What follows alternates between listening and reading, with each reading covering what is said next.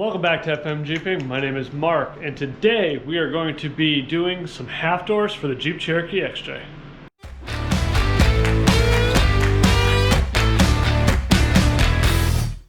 So why run half doors on an XJ? The pros are the reasons why I'm doing it. I'm bored. It's wintertime in Connecticut. I have a spare set. I want to save some weight, and I want a little bit of protection that if I wheel with the half door, it'll provide for my lower body, my hips, and my leg area, depending on how low you want to cut it. Some cons to cutting your doors. If you don't have a spare set, then you're kind of cutting your good doors, and then you're SOL. If it rains, it gets cold, someone wants to reach in and grab stuff out of your rig, you're screwed. You can't lock it down. So those are the kind of things you got to think about when you go ahead and do this. But if you do have the means and you want to do this mod, pick up a spare set. I got the front doors, I think, for 30 bucks. Just make sure you grab the hinges. So that way, if you do have the removable door mod, you can swap them on and off at leisure. So now the first order of business, what I want to do is I actually want to weigh a fully loaded door just to get an idea of how much weight we're going to be saving by doing this mod. All right, so front door, fully loaded, panel, speaker, locking mechanism, mirror. About 57 pounds, give or take. So we're gonna go ahead and start stripping these down, do the cut, and at the end of the video what we'll do is we'll weigh them, see how much weight we saved. Now before I get into design or anything like that, I'm gonna go ahead, strip the door down completely, pull the panel, pull all the wiring, pull the glass, pull the mirrors. Basically all I want is a metal door. That's it. So let's go ahead and do that now.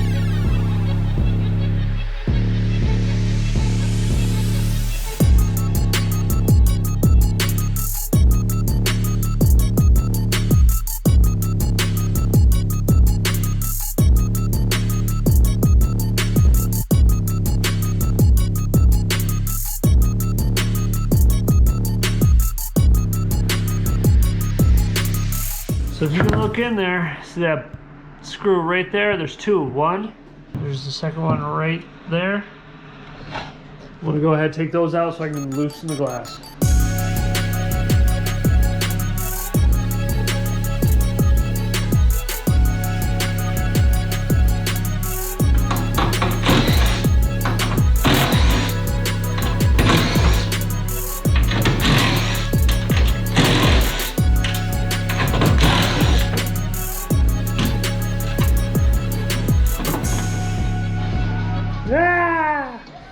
Alright, once you slice your hand open and you got all the bolts out, go ahead and remove the center piece here.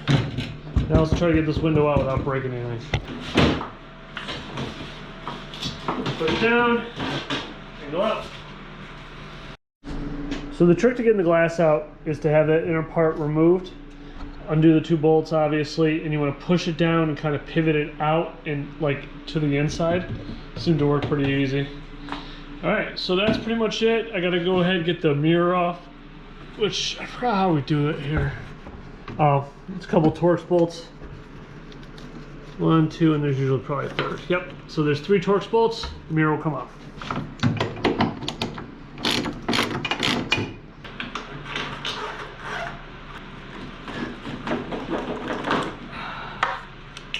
So I'm gonna go ahead and keep the mirrors, keep the glass, keep some of the other parts because it's always good to have spares. Last but not least, the fun task of getting the window motor regulator out of here. I think last time I did this, This worked rather well. Oops, that's fine. Pivot it as much as you can.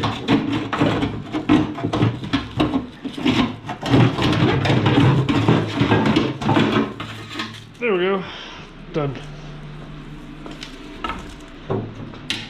And I could take these off. I'm not going to take them off just yet. I'll take them off in a little bit, but they weigh literally nothing.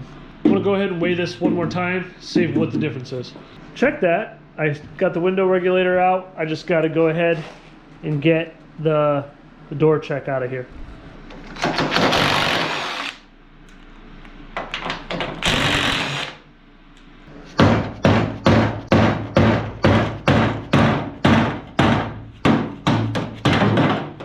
Yay!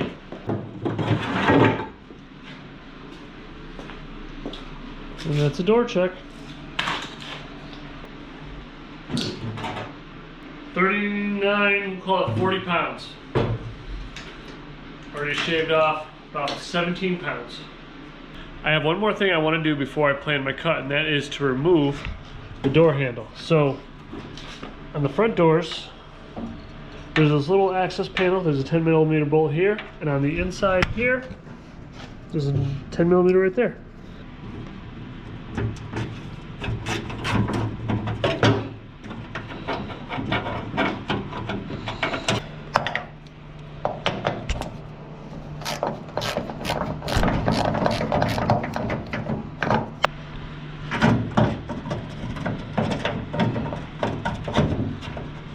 And don't forget to disconnect the rod. So it would have been hard to show you on the door or inside the door. Basically, there's this rod on the side of the door that goes through this orange connector and at 90 degrees down into the handle. So what you do is you peel this back off the rod, and then all that's touching the handle is the 90-degree part of the rod. You pop that right out, and there you go. So I'm at a point now where I want to work on my design. Now, this is kind of personal preference, personal taste, kind of whatever floats your boat. I've seen people keep the window outline and cut down here and then up here and do that. I've seen people cut straight across here, plate on top of that. I've seen people cut right here, angle this down, come across here, even go even lower. I've seen people go all the way down here and up. It really is personal preference. I like a little bit more door than I think most other people. I'm gonna go for like 3/4 doors because I want the door to come up just above my hip in case of a rollover. I want to have that type of protection. But at the same time too, I want to be able to have more vision outside my rig. So I envision on probably doing something, maybe cutting up here, cutting down here, and then coming across all the way flat and get rid of all this part. One thing you're going to have to keep into consideration is the fact if you want your back hinge for your back door to show, the back of the hinge, the back door hinge comes up to about here. So this would probably be the lowest you want to go. I've seen a lot of people come up here and go up like that and kind of create like a little temple and then back down again for the rear door.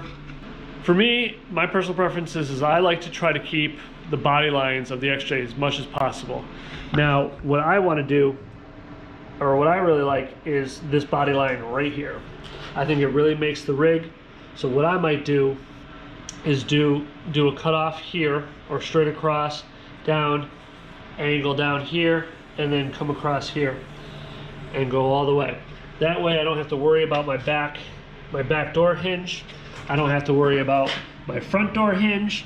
And what I might try to do is recoup the metal, kind of heat this up, cut the back, fold this down, and reuse the metal, because that's one long crease that I won't have to worry about welding. We'll see what happens when I get there.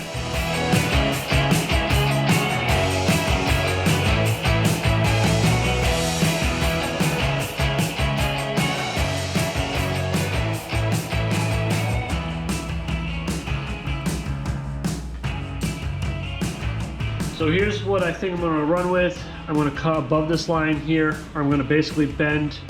I'm going to cut the backside and bend this down, tack it in place to hold it in place, and basically cut here, fold it down. So I'm reusing a bunch of the sheet metal Then when I get a chance to get to the yard, or if I have some scrap kicking around, I can make the plate for the front here and then fill in the back part here, because this leaves a big hole.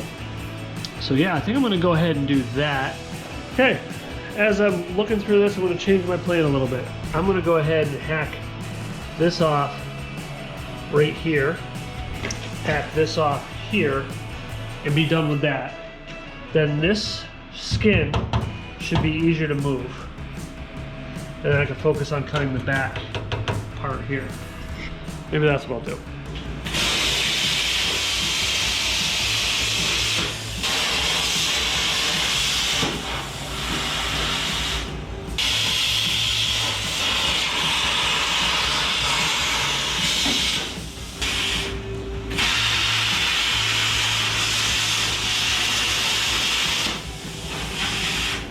So off camera, I wanted to try this out before I went full bore.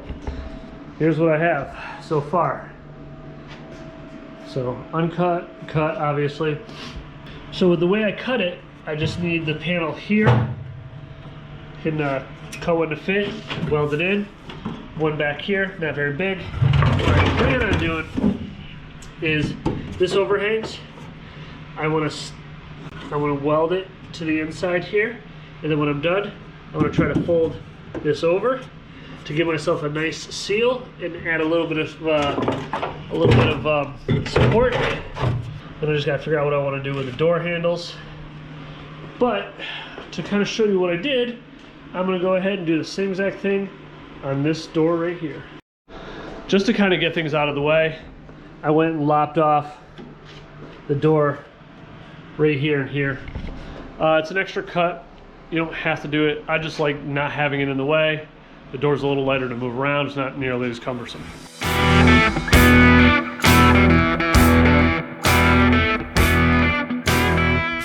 So now that I got my slits cut here, I got to worry about this back skin here. So what I've done is I've taken a laser. It's hard to say, I just knocked it off filter there. I found the body line I want to use, which is right there. And I brought the mark up and labeled it right there. So I'm going to do the same thing on the other side. Find where I want to mark. This is just preliminary. And then I'm going to draw a line across, and then I'm going to cut.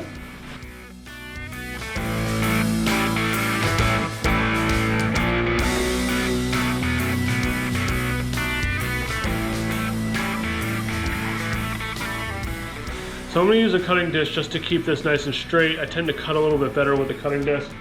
And I have a slightly better control. The plasma cutter is good for rough, quick cuts and on super flat surfaces. Since this is contoured, I'm just going to use the cutting wheel and zip through it.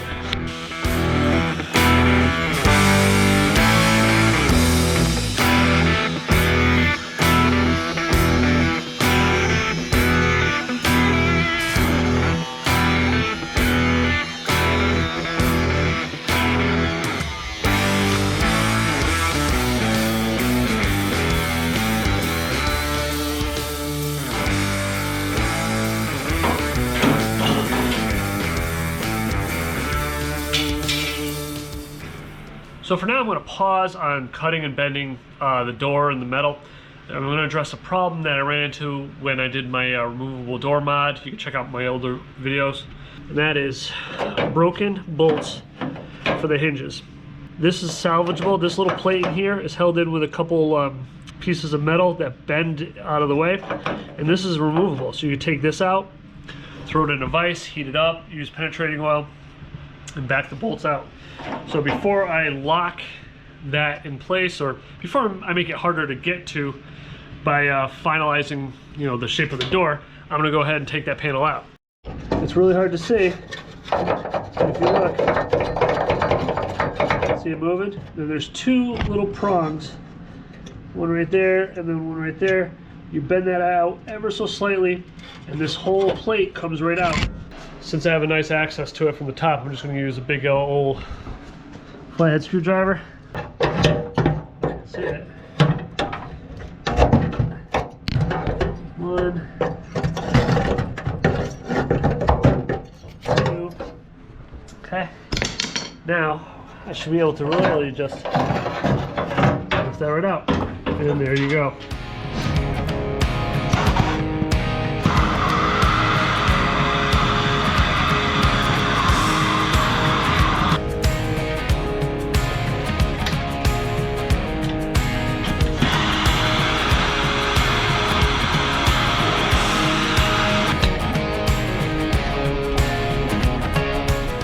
Alright, so after a bunch of work, I got the broken bolts out of the plate. I had to weld nuts to a couple, heat them up, and kind of work them free. I did have to drill and tap one, which is this one right here. Not the greatest job, but it'll work. Most times I've been able to really just heat them up, get some vice grips on, and wiggle it back and forth, and you usually break free, but this case that wasn't the case. So I'm gonna go ahead and put the plates back in and we'll move on to the next step. At this point, I'm just gonna go ahead and bend this down, see how it looks. I still need to cut off this piece here. I gotta figure out how I'm gonna plate the rest of this.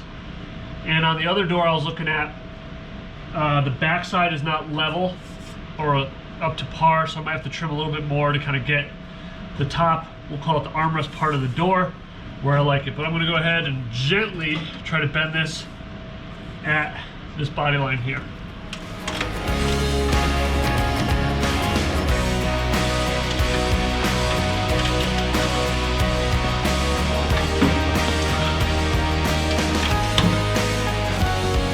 Got it.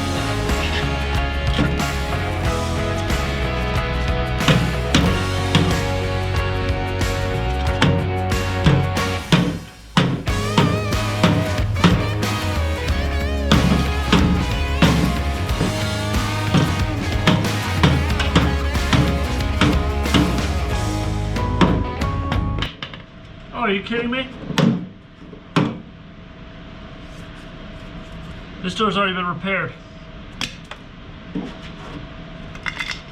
Somebody already fiberglassed the door. Must have had a dent in it. I can actually see where they drilled some holes to pop it out. Son of a gun. I didn't notice that on the back side. Ah, damn it. I can't believe that.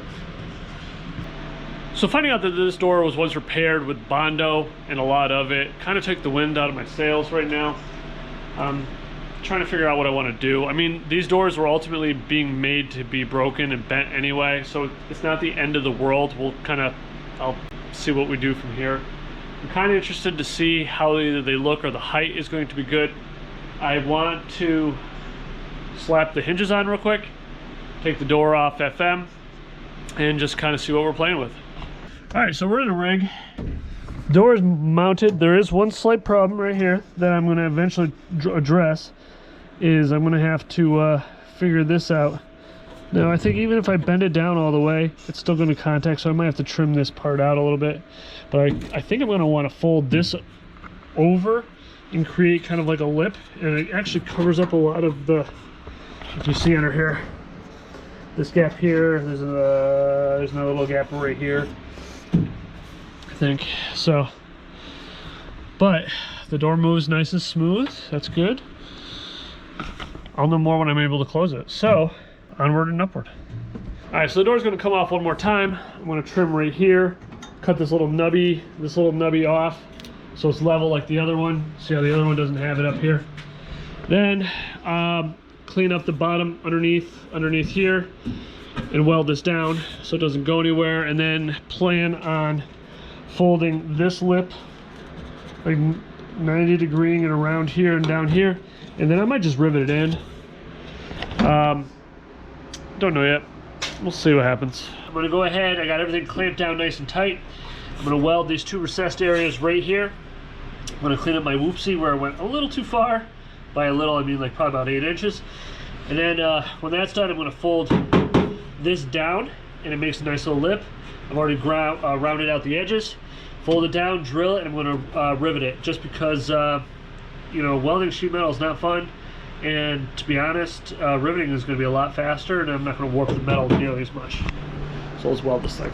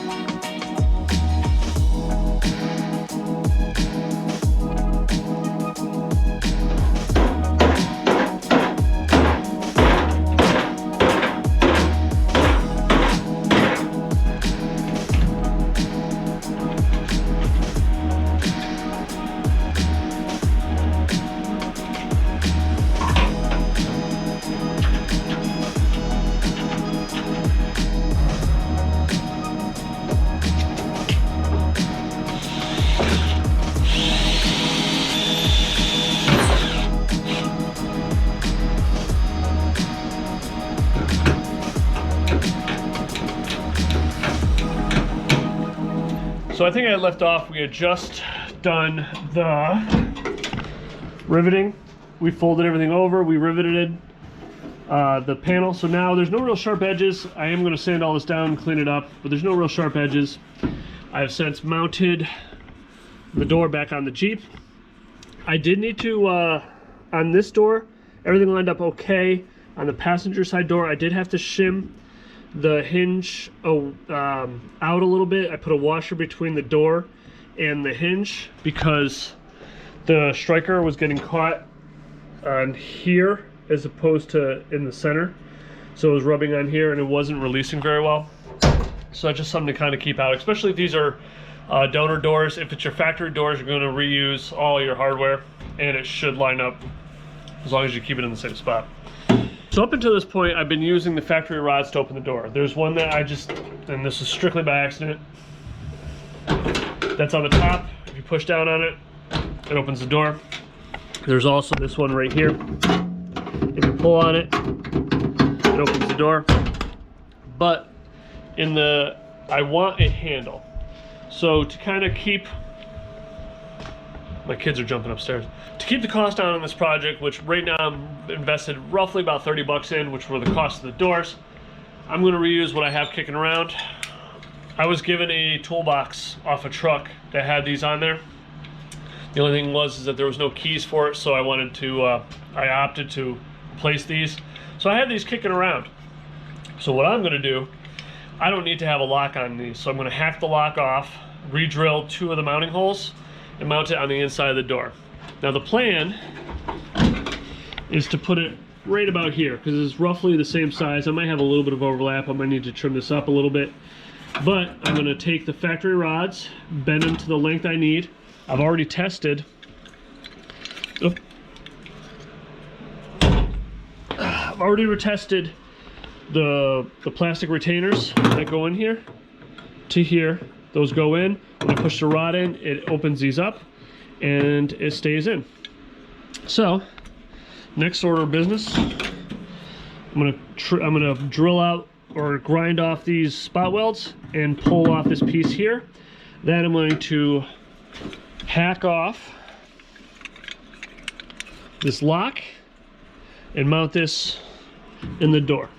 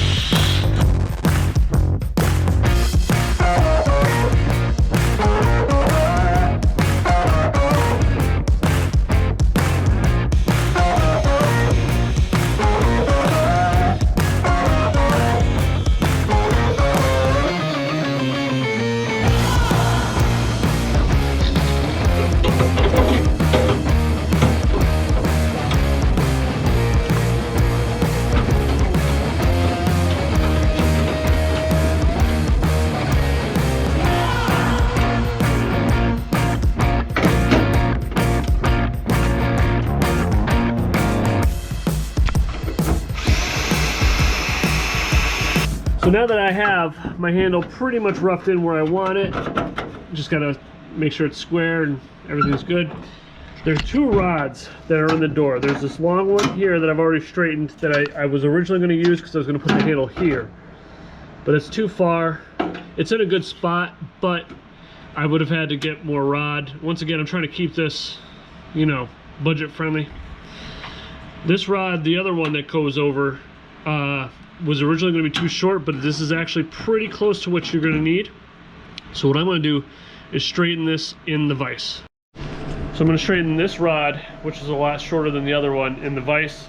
I'm going to try to keep my 90 degrees on there, but basically all these other contours I'm going to straighten out. So what I'm going to do is put one end in the lock, make sure it's the one that pops open the striker, and I'm going to get the rod. I'm going to mark halfway through my hole here, which is going to be roughly where this is going to be. It's roughly about halfway, and then I'll hold this up, make sure it's close to what I need, mark it, give myself probably about ½ an inch to 3/4 of an inch left, and I'm going to 90 degree the end of that rod, and I'll show you that here in a second. So if you look down, this is looking down the top of my door. This little green latch that's moving, this is the striker release. This is what I'm going to put the rod into, and then run the rod basically the length of here and have it come halfway through here. Whew. New one. And where did my rod go? All right, so without blinding myself here, as you can see, here's my rod. Gonna put it in there for time being. And then basically, there it is right here. I'm gonna put the latch up here, mark where it's gonna connect, and then give myself a little extra because I'm gonna 90 degree this toward me, so then that way I can put it in the latch. So linesman pliers, I'm going to cut it at the second line. This might shoot.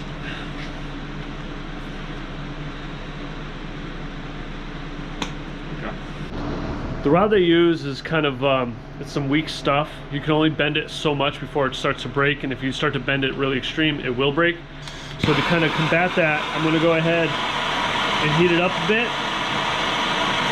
And then when I'm done heating this up, I'm going to bend it and then hammer it so it's a perfect 90 degree. Now, if it's not a perfect 90 degree, that plastic collar will not connect very well and hold it in place. And you want that plastic collar to hold it in place so it doesn't fall off on you.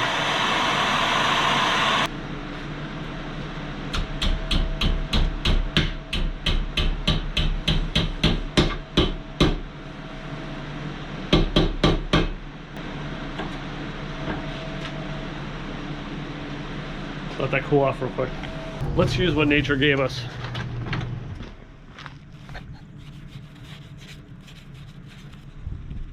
Yay!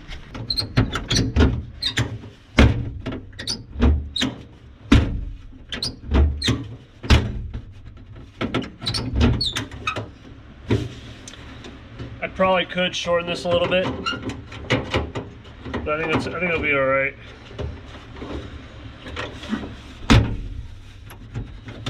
It also helps. Yeah, that'll be fine. Now I got the rod where I want it. I'm going to go ahead and kind of finalize where the plastic retainers are going to be, those little couplers that go inside the actual handle and the door locking mechanism that locks onto the rod to hold it in place. When I get done with that, I'm going to start drilling holes so I can rivet the handle into the door. So with the door's functionality pretty much all handled, I'm going to make it look pretty. I'm going to cap the hole here and the hole here. I've already started making the templates. This is just one kind of roughed up so I can have a general idea. I'm going to cut the panel on the metal and then shape it to get it to meet as or match as, you know, as flush as possible. Then grind it flat. I can do the same thing with this, but first I got to have a template.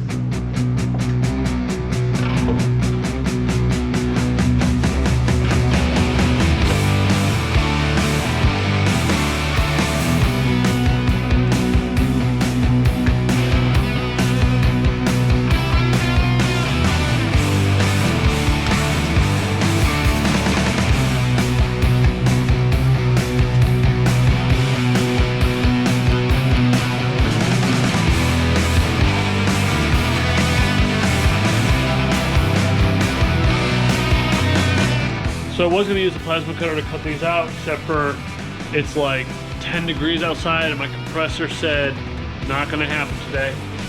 So I'm just going to have to use the cutting wheel.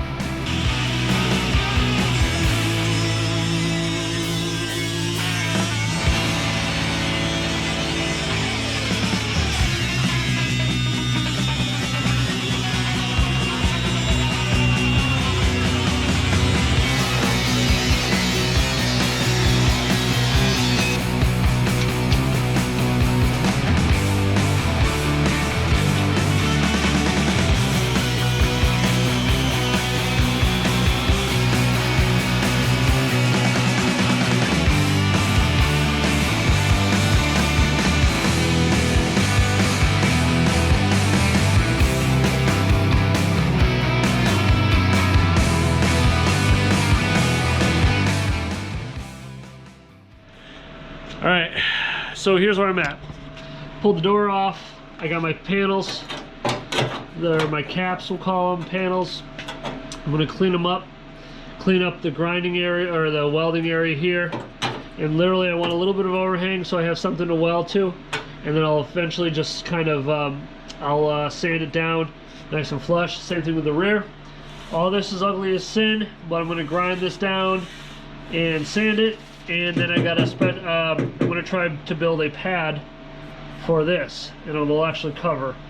So yeah, let me get my flat disc out and start prepping all the welding surfaces.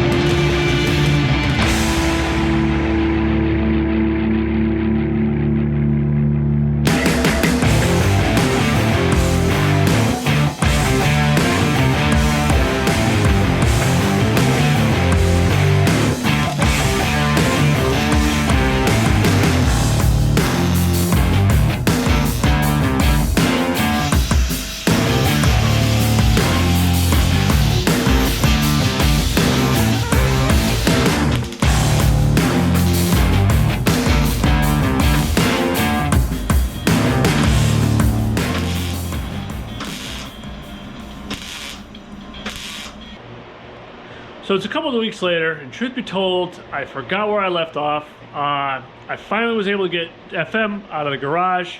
It's now like 40, 50 degrees here in Connecticut, which is a godsend, which means I can work with the garage open, so I'm not breathing all that disgusting dust. So let's just recap where we're at. We have the doors are fully cut. We have the metal folded over. I have this hole patched up. I have this hole patched up.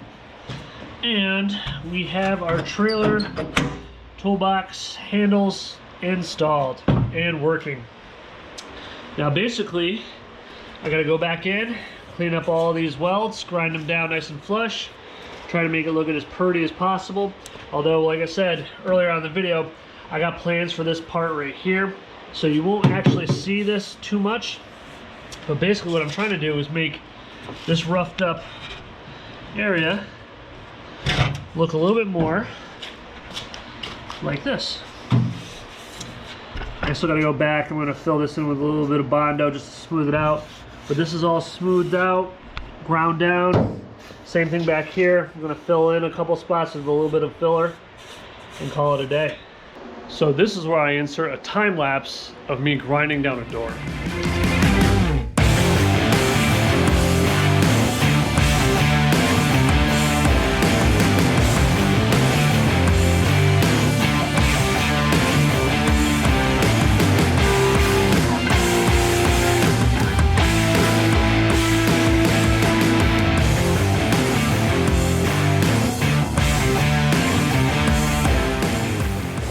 Alright, so I blended in fairly well. I got a little thin here, so I'm going to put a couple more small welds right here. A couple more small welds right here. You can see where the plate meets the door. So I went a little thin, but I'm just going to lay real flat welds on here and grind them flat in. This spot I'm going to fill in and blend in a little bit better. This spot I got to get in with a little bit more precise sanding. The other side came out pretty good. Let's take a look. So the other side came out pretty good. There's a couple thin spots, like right, if you can see, it's hard to see. Right here, thinned out just a hair, a little low spot there, a little low right there. The pinhole there I gotta fix. And then this spot right here, I'm just gonna grab some filler and fill that. This isn't structural. It's really just to kind of keep myself from falling in the hole. I had to come back here and do the same, but I'm not going to bore you with that. It's basically more of the same. Just going to get a flap disc and clean up all the rough edges, clean up all the snot grounds, and smooth this out. And I'll be right back. All right, so while the dust settles, let's kind of go over what I just did. So I welded the cap onto the door, and when I did that, I let the cap was a little bit bigger than the hole I created in the door. And then I tack welded and I just kept stacking tacks, jumping around, using air to cool them. I used a grind wheel, like a hard stone, and I kind of ground at a little bit of an angle just to kind of take it down, and I tried to grind it so that this cap was just above this plane right here. Then I switched to the flap disc. I think that's a 40 grit or 50 grit, something like that. It's fairly aggressive, and then I started to work this edge here to feather this plane here into the cap, and it seemed to work pretty well. All these hard to reach spots, I ended up using this finger sander, and then I just blended it in. Now, it's not perfect. I'm not a body man. If you really want that seamless look, you can go ahead, start welding over this and then blend some more, or get some Bondo. I mean, this is in there, it's not gonna go anywhere. You could probably Bondo over here and get all the low spots or the holes. There's a hole right there. And you know, just a light coating of Bondo, let it dry, sand it down, and you're good to go. I'm kind of on the fence on whether or not I want to do that, because these are ultimately half doors. They're cut doors, and after what I realized on my last trip, doors are pretty big targets. I had to pound out a couple of good dents in my rear passenger door. So these are kind of wear items. So I might not go that far into detail. But where I'm at right now is I could probably start planning stripping these down, maybe with a DA sander, and coating them, getting them ready to get back on FM. I'm gonna most likely do kind of a bed liner just to kind of match the rest of the Jeep. However, they are gonna be black and not green, which I think kind of ties in with the look of it, because I have black bumpers, green body. I think the black doors would kind of look different but nice. So I think that's what I'm gonna do. One thing I do have to look for is the piece that I lost right here. I might just glue that in, do some body filler over all this crap, just smooth it out so it doesn't look like complete garbage, and sand it down, bedline it, call it a day. All right, fast forward, it is now June. It is about 6 months later, and basically I haven't done a darn thing on the doors. In fact, the last thing I did was cap and grind flat, and that's basically how I left it. Reason being is because I've kind of changed direction. I no longer want to do half doors. In fact, I want to do like a seat bar that comes down from the B pillar down to like an A pillar and kind of tied into the cage.